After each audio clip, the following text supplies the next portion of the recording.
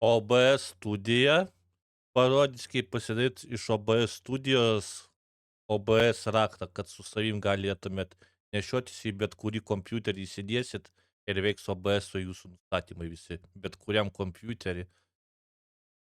Spaudžiat va čia, ne šitie viršutiniai, o va šitas paskutinis.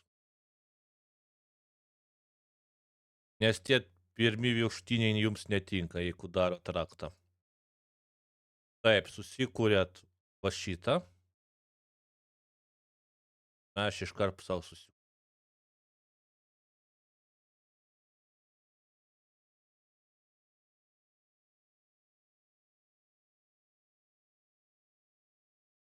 Taip. Atidarom šitą, biškį patrauksiu. Ir visą šitą permetam aš čia.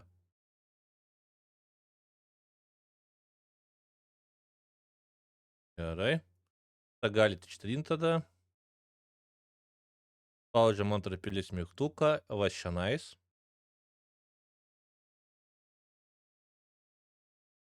Einam čia. Šianais bint. Randam va šitą.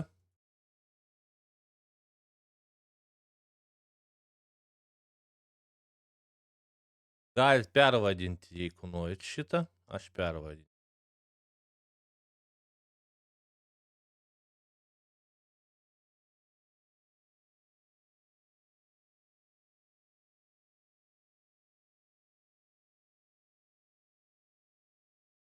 Tada spaudžiat antrą pilies mygtuką čia.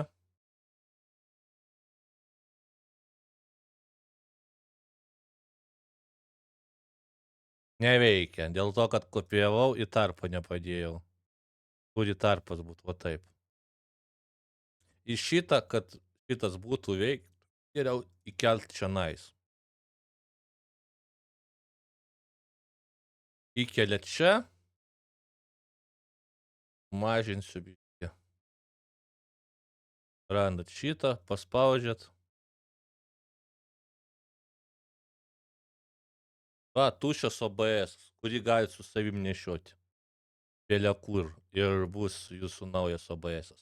Aišku, galit susidėt savo iš kito OBS nustatymus, persimesti. Va šianais yra. Ir šianais yra. Bet pas mane kažkodėl neveikia, nežinau. Aš nemoku šitą dalyką daryti.